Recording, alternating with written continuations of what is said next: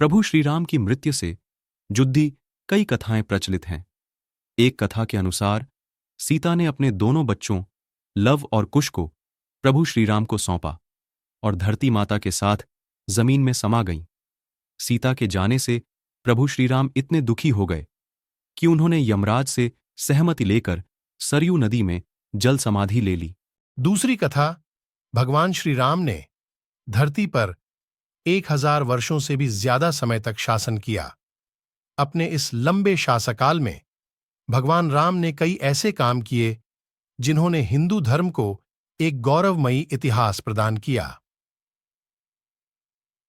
पंडित प्रशांत मिश्रा जी बताते हैं कि पद्म पुराण के अनुसार भगवान राम जब अपना अवतार काल समाप्त करके एक आर्षि का रूप धारण करके आए, तब काल यानी यमराज भी एक आर्षि के रूप में आए और उन्होंने राम जी से बात करने का आग्रह किया।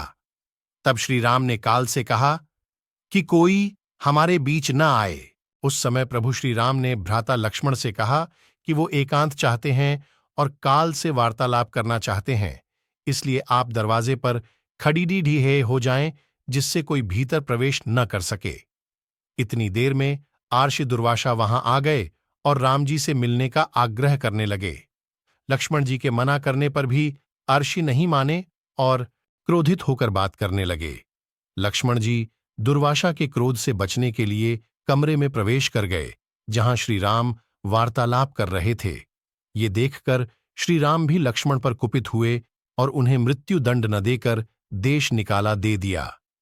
लक्ष्मण जी के लिए वह भी मृत्यु सामान ही था, इसलिए वो सरयू नदी में समा गए और शेषनाग का रूप धारण कर लिया।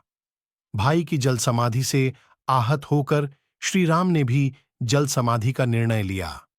वो सरयू नदी के अंदर गए और भगवान विष्णु का अवतार ले लिया। इस तरह श्री राम ने मानव शरीर त्याग दिया और बैकुंठ धाम चले गए।